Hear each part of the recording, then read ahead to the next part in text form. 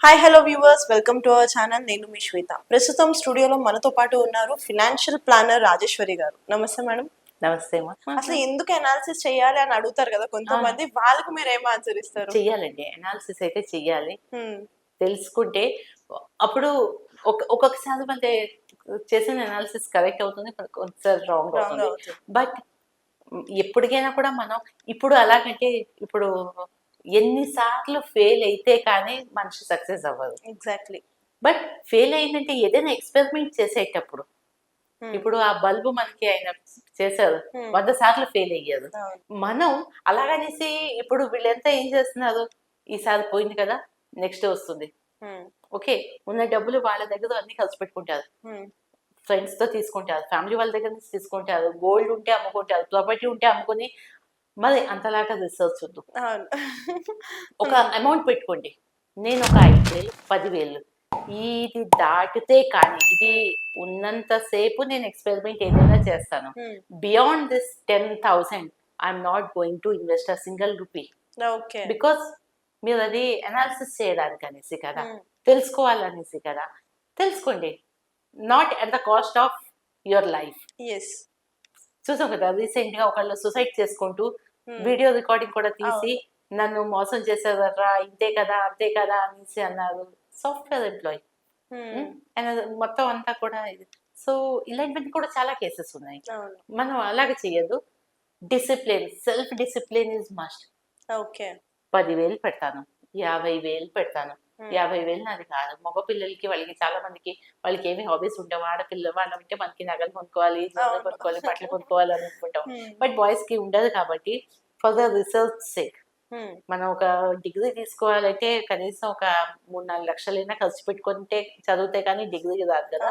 Okay, if you really want to do research on stock market, start with minimum and make sure ఆ money మళ్ళీ beyond ఇది అవ్వకూడదు.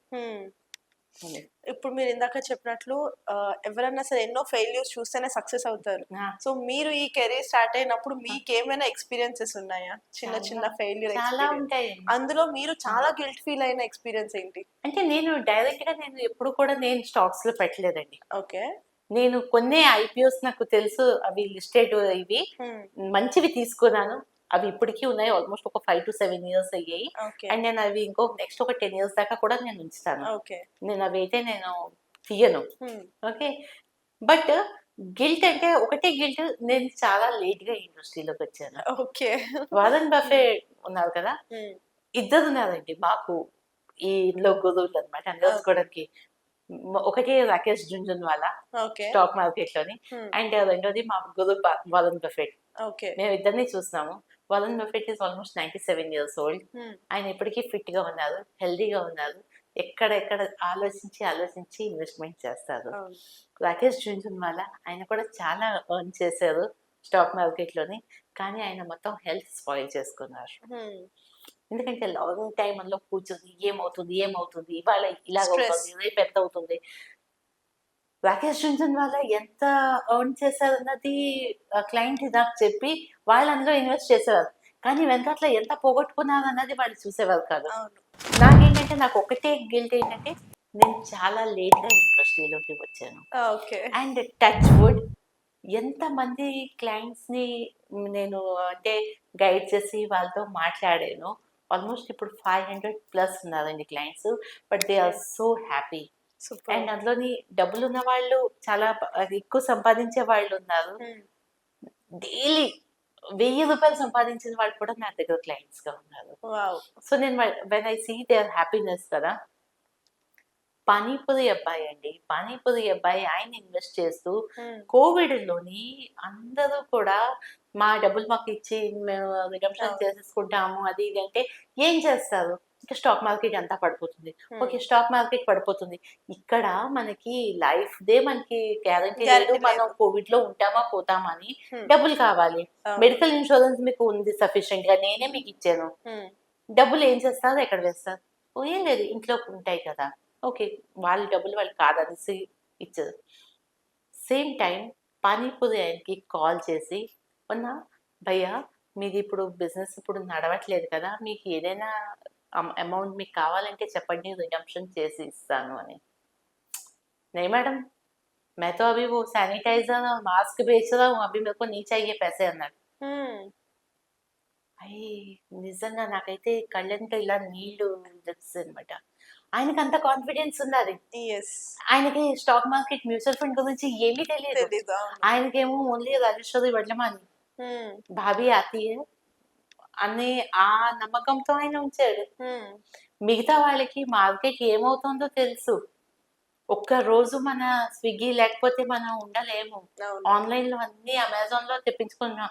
Even just because మనం barber shop కి వెళ్ళట్లేదు అనేసి బార్బర్స్ ది వాళ్ళది నడవట్లేదు షాప్, కానీ అందరూ కూడా ట్రిమ్మర్లు ఇంటికి తెప్పించుకున్నారు. ఆ టైంలో ఎన్ని ట్రిమ్మర్లు సేల్ అయ్యాయి. అండ్ సింపుల్ బేకింగ్ సోడా, ఆ టైంలో అందరి కేక్లు వంటలు అన్ని చేసుకున్నారు. బేకింగ్ సోడా అన్నది అవుట్ ఆఫ్ స్టాక్ అయిపోయింది. సో ఇమాజిన్ ఏంటంటే ఎంత ఆన్లైన్ లో కూడా మన డిమాండ్ ఉండేది. మనం అన్ని వస్తువులు నార్మల్ కన్నా ఎక్కువగా తెప్పించుకునే వాళ్ళం. చదువుకున్న వాళ్ళకి ఆ కాన్ఫిడెన్స్ లేదు. మాకు డబ్బులు మాకు కావాలి అనేసి అన్నారు, కానీ చదువు లేని మనిషి. అండ్ ఇవాళ కూడా అంటారు, అది చెప్పకూడదు బట్ ఆల్మోస్ట్ ఆయన పెట్టిన దానికి 4 times ఉన్నది. Okay, super. So long term ఆలోచిస్తున్నారు వాళ్ళు. ల్యాండ్ కొనుక్కుంటావా, ఏమైనా చేస్తావా? నాకు అక్కడ బీహార్ లోని నాకు బోల్డ్ పొలాలు ఇల్లు అవి ఉన్నాయి, నాకు వద్దు. నాకు ఇప్పుడు 2.5 years వాళ్ళది పాప. తను పెద్ద మంచిగా చదవాలి అంటే నేను మా ఊరు వదిలి వచ్చాను ఇక్కడ కొంచెం మంచిగా సెటిల్ అవ్వాలనేసి.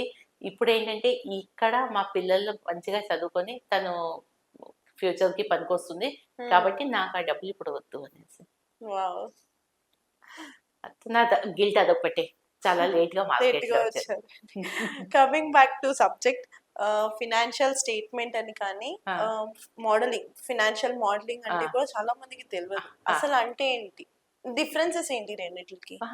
ఫైనాన్షియల్ స్టేట్మెంట్ ఇప్పుడు మనం అనాలిసిస్ చేసాం. ఫస్ట్ అనాలిసిస్ చేసినప్పుడు వాళ్ళది ఫైనాన్షియల్ కండిషన్ ఏంటి, వాళ్ళు ఎంత ఇన్వెస్ట్మెంట్ చేస్తారు, ఓకే, అది చూసుకొని వాళ్ళ గోల్స్ ని బట్టి.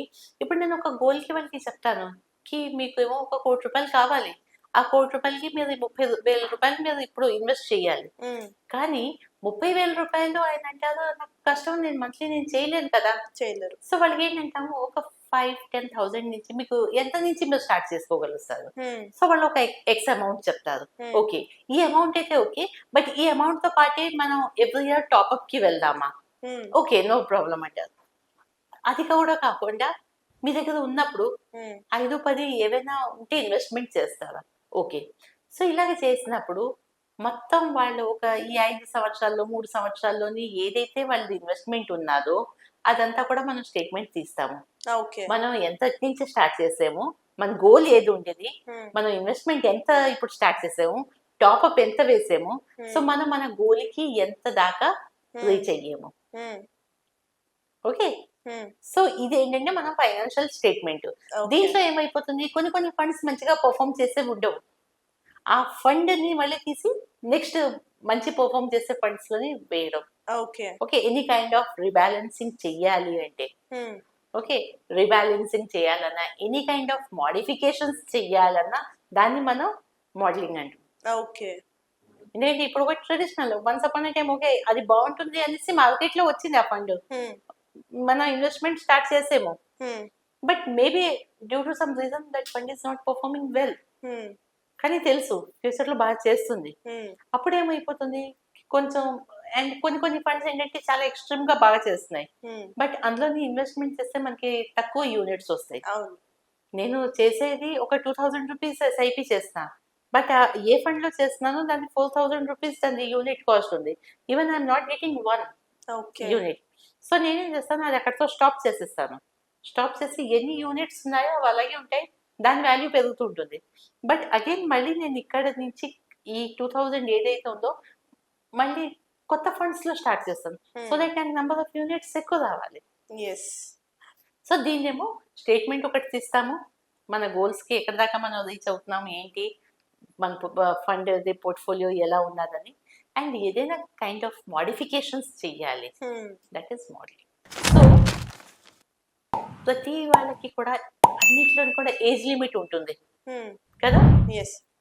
ఇన్వెస్ట్మెంట్ కోసం అనేసి నో ఏజ్ లిమిట్. Hmm. మీరు న్యూ బోర్న్ బేబీ కోసం కూడా మీరు ఇన్వెస్ట్మెంట్ స్టార్ట్ చేయొచ్చు. పేరెంట్స్ అయినా గ్రాండ్ పేరెంట్స్ అయినా కూడా అప్ టు ఎంత ఏజ్ దాకా వెళ్ళానా కూడా minimum and maximum no limit అండి. ఓకే. ప్రతి ఒక్కళ్ళు కూడా ఇన్వెస్ట్మెంట్ చేయొచ్చు. చేయొచ్చు. ఓకే. Yes. సో ఇంకొకటి ఏంటంటే మామూలుగా మనం చెప్పాను కదా, ఇప్పుడు ఇక్కడ నుంచి నేను వైజాగ్ వెళ్ళాలి అంటే నేను స్లీపర్ టికెట్ కొనుక్కుంటే అంటే నేను కొనుక్కున్న టికెట్ ని బట్టి నన్ను ట్రీట్ చేస్తారు. నేను ఫస్ట్ క్లాస్ ఏసీలో ఉంటే నాకు మంచి ప్రీమియం లేదా నేను ఇప్పుడు ఒక మూవీ చూడాలని వెళ్ళగానే మూవీస్ దాంట్లో కూడా కేటగిరీస్ ఉంటాయి. అవును. బట్ మ్యూచువల్ ఫండ్స్ లోని 100 రూపాయలు ఇన్వెస్ట్ చేసే వాళ్ళకి కూడా సేమ్ పోర్ట్ఫోలియో వాళ్ళది ఇస్తారు. 1000 రూపాయలు చేసిన వాళ్ళకి కూడా ఒక ఫండ్ లోని సేమ్ పోర్ట్ఫోలియో ఉంటుంది. 1,00,000 రూపాయల వాళ్ళకి కూడా సేమ్ గాను.